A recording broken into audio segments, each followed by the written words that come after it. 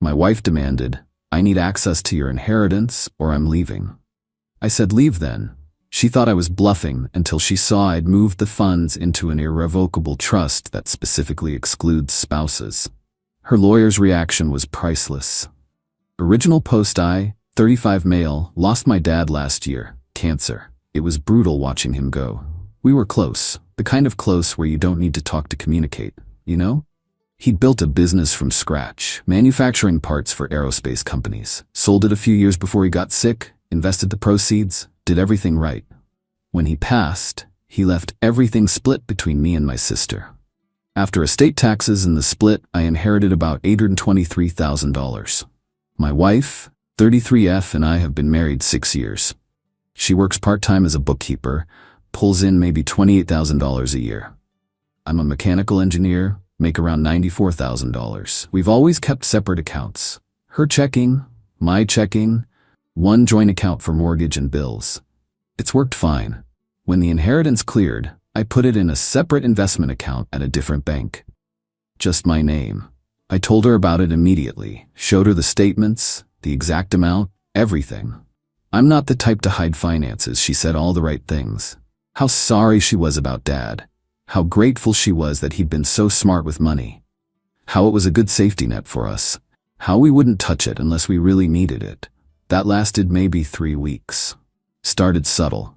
We're having coffee one morning and she goes, "You know, I was thinking, we should really update the kitchen. It's looking dated. We renovated the kitchen 5 years ago. It looks fine. Use some of the inheritance," she continued, "just like $30K. We'd get it all back when we sell anyway. The kitchen's fine. Well, my car's getting old." Her car is a 2019 Honda Accord, has 40,000 miles on it. Your car's practically new. "I just think we should enjoy the money, you know? Your dad would want us to enjoy it." I let it go. But it kept coming up. Different angles every time. I've been thinking about going back to school, getting my CPA. I could quit work, focus on studying, the inheritance could support us. I could take a few months off work, travel, clear my head, we have the money. We should invest in rental properties, use the inheritance as down payments. Every conversation somehow looped back to that money. Then one Tuesday night we're having dinner, I made chicken parmesan. She puts down her fork and looks at me with this expression I'd never seen before. Hard, determined. "We need to talk about your inheritance." Something in her tone made my stomach drop. "Okay. I want to be added to the account." I stopped chewing. "What?" "I should have access, full access. We're married. What's yours is mine, what's mine is yours. That's literally what marriage means. That's my dad's money. He left it to me. And you're my husband. We're supposed to be partners in everything. How can we be partners if you're keeping this huge pot of money separate from me?" "It's not separate from you. You know about it. You know exactly how much is there. I'm not hiding it. But I can't access it. I can't transfer money. I can't make investment decisions. I have zero control. That's not a partnership. It's my inheritance. It stays in my name." Her face changed, got colder. "So you don't trust me?" "That's not what this is about. It's exactly what it's about. You don't trust me with money. You think I'm going to what? Blow it all? Steal it? I think that money is separate. It's not marital funds. It's what Dad left me." "Marital funds?" She laughed, but it wasn't a happy sound. "That's rich. You know what? Fine. Here's how this is going to work. Either you add me to that account, full, complete access, equal control, or I'm leaving." The silence was so loud I could hear the refrigerator humming from the other room. "You're giving me an ultimatum. I'm telling you what I need to feel like an equal partner in this marriage. By threatening to leave if I don't give you access to my inheritance. By making it clear that I won't stay in a marriage where my husband doesn't trust me with money." I looked at her, really looked at her. This woman I'd married 6 years ago, who I'd built a life with, who was now sitting across from me threatening to leave if I didn't hand over almost $1 million. "Then leave." She blinked. "What? You heard me. If that's your ultimatum, leave." "You don't mean that." "I absolutely mean it. You want to end our marriage because I won't give you access to my dad's money? Fine, end it." "You're calling my bluff. I'm calling your ultimatum. There's a difference." Her face went through about 15 different emotions: shock, disbelief, anger, back to shock. You would seriously let me walk out over this? You're the one threatening to walk out. I'm just taking you at your word. This is insane. It's just money. If it's just money, why are you threatening to divorce me over it? She stood up so fast her chair scraped against the floor. Fine, fine. I'll go stay at my mom's. Give you time to calm down and think about this rationally. When you're ready to have an adult conversation about being actual partners, you know where to find me. She grabbed her purse, her phone, her car keys, walked out the door. Didn't pack a bag, didn't say goodbye, just left. I sat at that table for a long time. The chicken parmesan got cold. I kept replaying the conversation, trying to figure out if I'd misunderstood something. But no, she'd been crystal clear. Give her access to the money, or the marriage was over. I called my sister around 9 that night. Hey, wife just walked out. What? Why? Gave me an ultimatum about dad's money. Wants full access or she's leaving. Silence on the other end. Then, you need a lawyer. Yeah. I know someone, estate planning specialist. She's good, really good. I'll text you her info. Thanks. You okay? Honestly, don't know yet. Still processing. Call her tomorrow, first thing. Don't wait on this. I called the next morning, got an appointment that same afternoon. The lawyer's office was in one of those old brick buildings downtown. 3rd floor, wood paneling, diplomas on the wall going back to the 80s. The lawyer himself, older guy, silver hair, expensive suit, had this way of looking at you that said he'd heard every story and wasn't impressed by any of them. I told him everything. He listened without interrupting. When I finished, he leaned back in his leather chair. Can I be blunt with you? Please. Your wife just told you exactly who she is. She values that money more than your marriage. That's what an ultimatum means. Believe her. I'm starting to. Good, because here's what we're gonna do, and we're gonna do it fast. Irrevocable trust. We transfer that inheritance into the trust, make you the primary beneficiary. But here's the crucial part. We write the trust so that spouses are specifically excluded from any claims to the assets. She files for divorce tomorrow or 10 years from now, doesn't matter.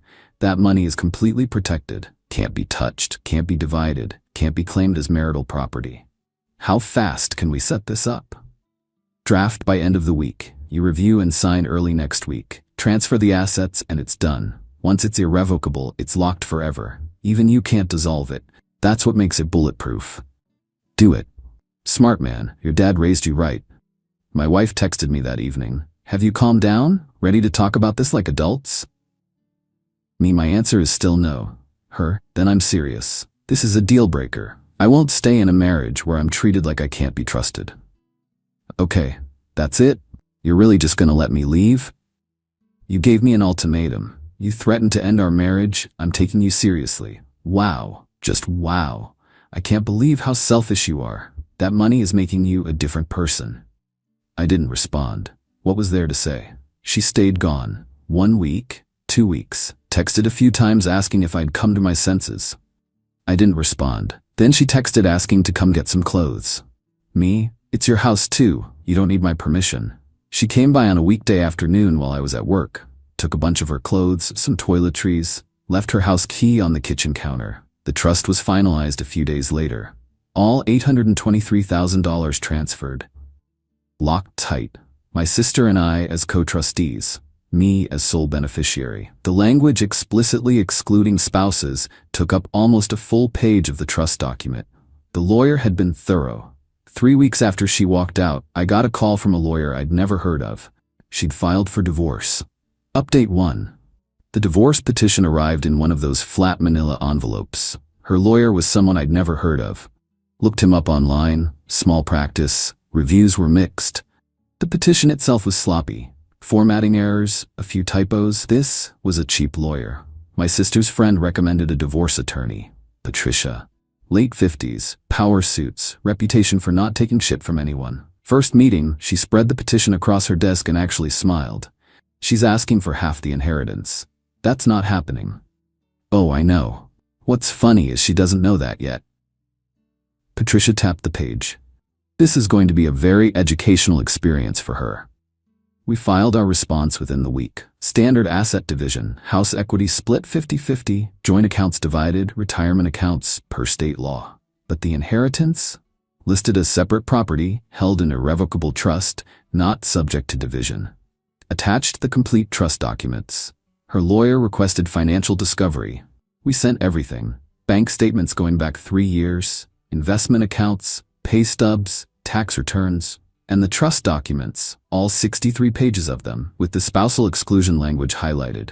Patricia called me maybe a week later. Listen to this. She put her phone on speaker, played a voicemail from my wife's lawyer. He sounded stressed. Patricia, hi, this is Tom. We need to discuss this trust situation. My client wasn't fully aware of, look, can we meet? Settlement conference? I think we can work something out here. Patricia was grinning like she'd won the lottery. He wants to settle because his client just realized she has zero claim to that money. He's trying to save face. What did you tell him? That we're absolutely available to meet and discuss settlement. Very available. The settlement conference was in Patricia's office. Big conference room, too much mahogany, windows overlooking the street. My wife showed up with Tom and, surprise addition, her mother. That's when I knew this was going to be ugly. We all sat down. Patricia's assistant brought in coffee in actual china cups, very professional. My wife wouldn't make eye contact, just stared at the table like if she looked at me, she'd turn to stone. Tom opened. He was maybe early 30s, already looked exhausted. So regarding the trust, this was established after the marriage. During the separation, Patricia corrected, after your client issued an ultimatum and voluntarily left the marital home. Right, but the position we're taking is that this represents marital funds that should be subject to equitable distribution. Patricia opened her folder, pulled out a document. The trust is irrevocable and explicitly excludes spouses from any claim to the assets. The money never enters the marital estate. It's not marital property under any definition of the term. We'd argue this was established to defraud my client of her marital rights, that it was done in bad faith to hide assets. You could make that argument. You'd lose. Badly. The trust was established after your client threatened divorce and abandoned the marital home. My client was protecting an inheritance, which is his absolute legal right, from someone who just made it clear she valued money over the relationship. If anything, her ultimatum and threats gave him excellent cause to protect assets she had no claim to. My wife finally spoke. Her voice was shaking. That money is supposed to be ours. We're married. You filed for divorce, I said quietly, because you refused to share. Because you gave me an ultimatum about money you had no right to. Her mom leaned forward. You've always been selfish. Even when you were dating, I warned her about you. Patricia held up a hand. Let's keep this productive. Here are the facts. The inheritance is not subject to division. Period. We're willing to discuss actual marital assets, the house equity, joint accounts, things you actually have rights to.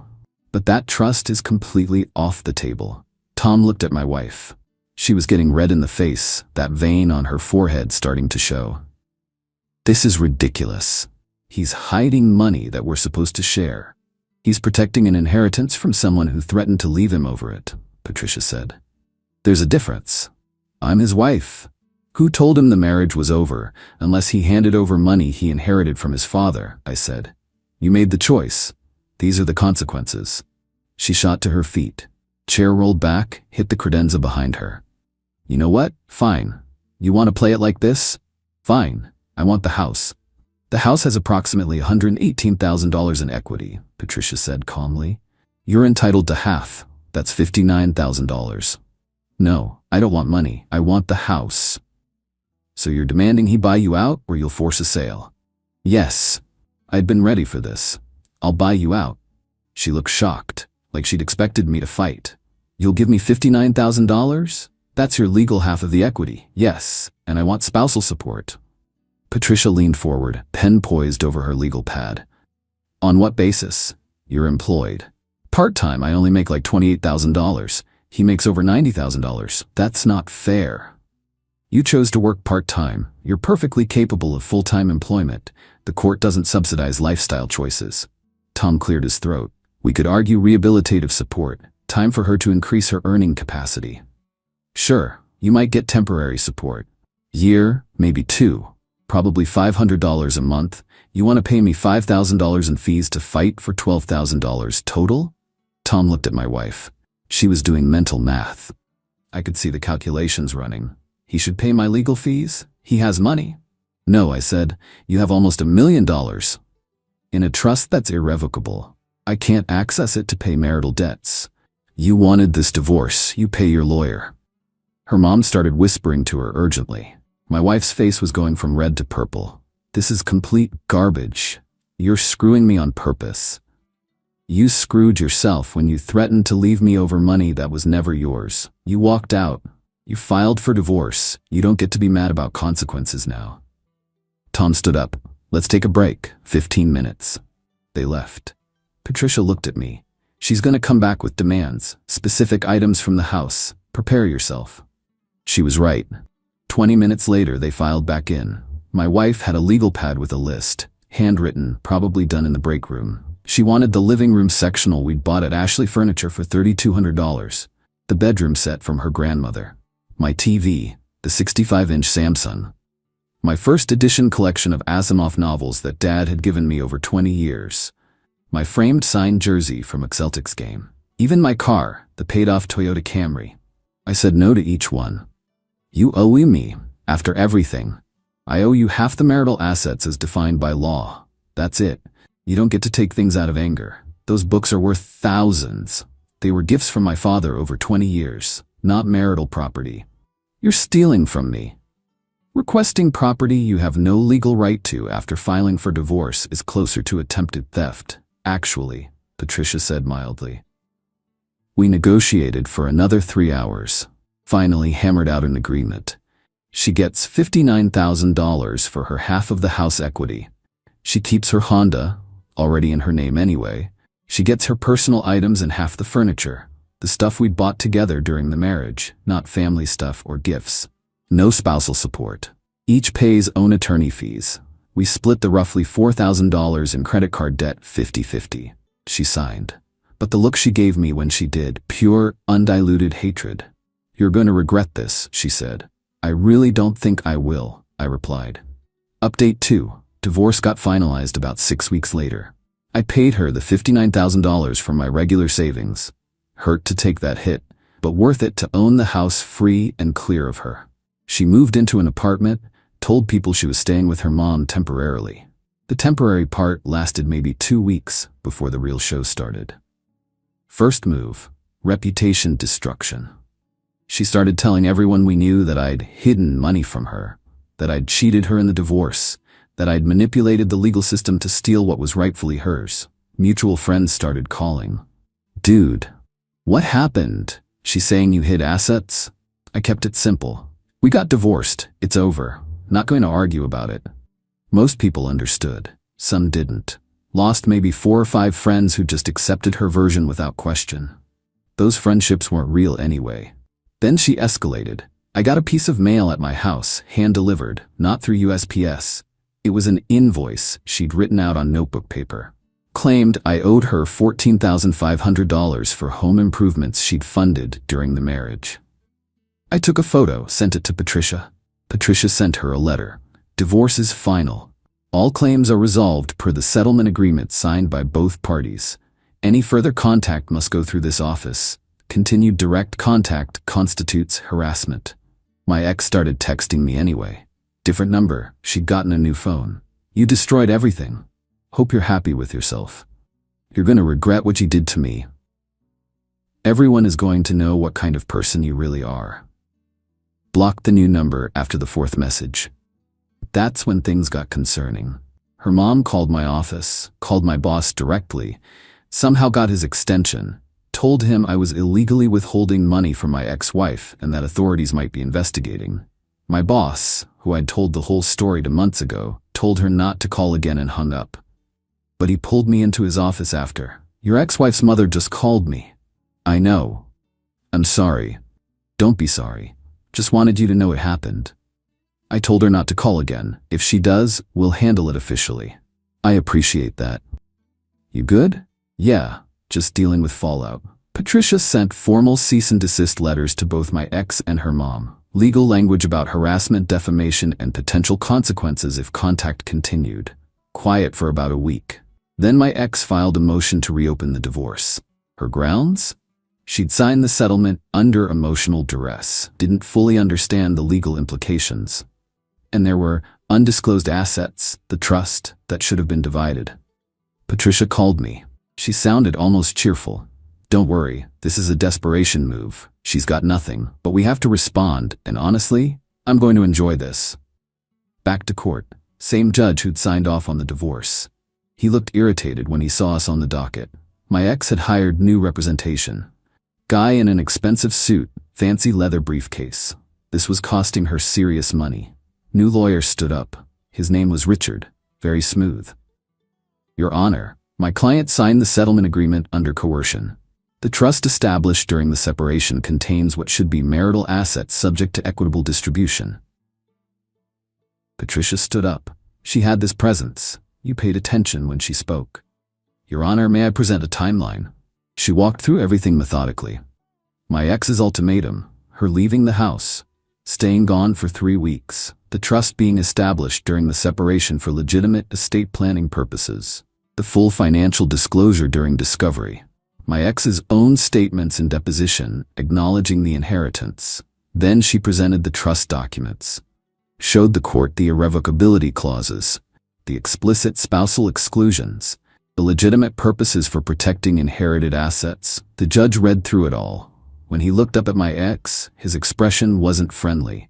Ma'am, you were aware of this inheritance when you filed for divorce? Yes, Your Honor, but... And you had legal representation throughout the proceedings? Yes, but my lawyer didn't.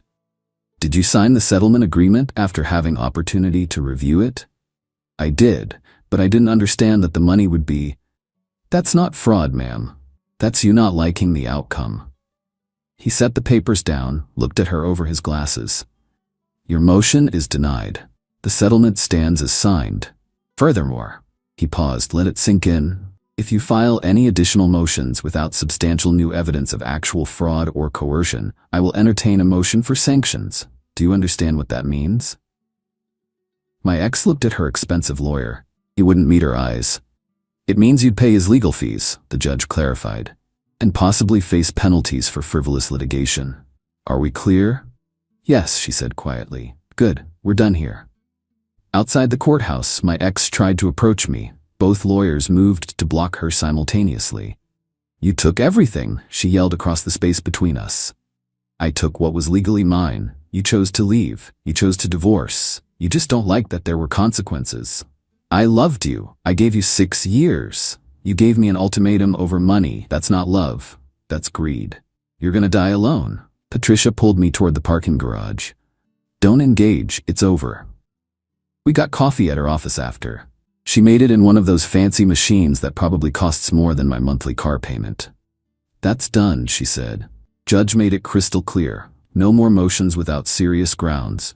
Any lawyer who takes her case at this point is either incompetent or desperate. What if she tries again anyway? She won't. Did you see her face when the judge mentioned sanctions? She'd have to pay your legal fees plus penalties. No one's that stupid. Turned out she wasn't that stupid. I didn't hear from her again directly, but the gossip network kept me informed of what happened next. She'd burned through her $59,000 settlement in under 4 months. New SUV, some Nissan Pathfinder she didn't need, new furniture for the apartment, 10-day trip to Aruba, helping her mom catch up on bills, eating out constantly. When the money was gone, she tried to get a personal loan. The bank called me to verify employment and income. She'd listed me as a reference without asking. I told them I wasn't comfortable providing a reference for my ex-wife. Loan denied. Had to sell the new SUV at a loss. Moved in with her mom for real this time. The part-time bookkeeping job wasn't enough to live on. She tried to get full-time hours, but they'd already hired someone else for those positions. Last I heard, she was working 2 part-time jobs, her original bookkeeping gig and something at a retail store. Still telling everyone who'd listened that I'd financially ruined her. Meanwhile, I refinanced the house at 2.8%. The trust kept growing. Conservative index funds, consistent returns. My sister and I set up a scholarship fund in Dad's name. Gave out 2 scholarships this year to local engineering students. Dad would have liked that. Life was pretty good. Final update. It's been about 14 months since the divorce finalized. Time to close this chapter. My ex ended up getting a full-time accounting position at a different firm. Pays better than the bookkeeping job. She's still living with her mom, but I heard she's looking for her own place. Also heard she's dating someone. Hope it works out better this time. Her mom still badmouths me, tells anyone who will listen that I stole from her daughter. Most people who know both sides just nod politely and move on. Some believe her. Can't control that. I've had to cut off a few mutual friends who kept pressuring me to help her out financially because I have the money and she's struggling. Those people got a firm no. When they wouldn't drop it, I cut contact. Real friends don't do that. The house is completely mine. Refinanced, made some updates, repainted the living room, got new furniture, turned the spare bedroom into an office. It feels like my space now, not our space. That was more important than I expected. The trust is doing exactly what it's supposed to. Growing steadily, conservative investments. My sister and I expanded the scholarship fund. We're giving out 4 scholarships next year instead of 2. Feels right. Feels like Dad's legacy is doing good. Got promoted at work a few months back. More responsibility, more pay. Been putting the extra money toward paying off the mortgage early. Should have it done in 8 years instead of 25. Started seeing someone about 4 months ago. She's a high school math teacher, has her own condo, completely independent. When I told her about the divorce, just the basics, her response was, "She gave you an ultimatum about your dad's inheritance?" What did she expect would happen? That was it. No digging for details.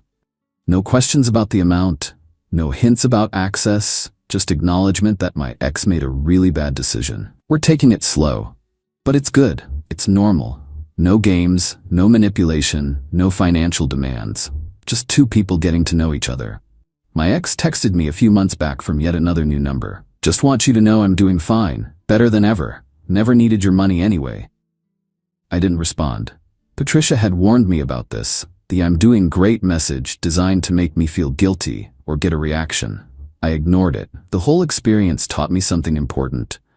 When someone shows you who they are, believe them the first time. When someone tries to manipulate you with ultimatums, let them follow through. When someone values money over relationship, let them choose the money. My ex saw that inheritance as a jackpot she deserved access to because she had a marriage certificate. When I said no, she thought an ultimatum would force my hand. Thought I'd cave. Thought I valued the marriage more than my principles. She miscalculated. The money wasn't even really about the money. It was about what Dad built, what he wanted to leave behind, his legacy. My ex wanted to control it, spend it, make decisions about it just because she married me. That's not how inheritance works. That's not how marriage works. When she demanded access or threatened to leave, she showed me exactly who she was. Someone who'd leverage our marriage for financial gain. Someone who'd issue ultimatums instead of having partnership. Someone who saw dollar signs, not a relationship. I called her bluff. She left. She filed. She tried to claim money she never had rights to. The legal system said no. She tried again. The judge told her to stop wasting everyone's time. Now she's living her life. I'm living mine. We're both better off apart. The trust did its job. Protected Dad's legacy from someone who thought marriage entitled her to it. Looking back, that ultimatum was probably the best thing that could have happened. Showed me who she really was before kids got involved. Before more time got wasted. Before things got messier. To anyone dealing with something similar, protect yourself. Set boundaries. Don't let anyone manipulate you with ultimatums over money they have no claim to. If someone's willing to end your marriage over money they never earned, never contributed to, never had any right to, let them. The right person won't demand your inheritance, won't issue ultimatums, will understand that some things are separate, that boundaries matter, that marriage isn't a free pass to everything you own. My ex wanted my father's money, wanted to control assets she'd never earned. Thought an ultimatum would work. It didn't, and I'm doing just fine without her.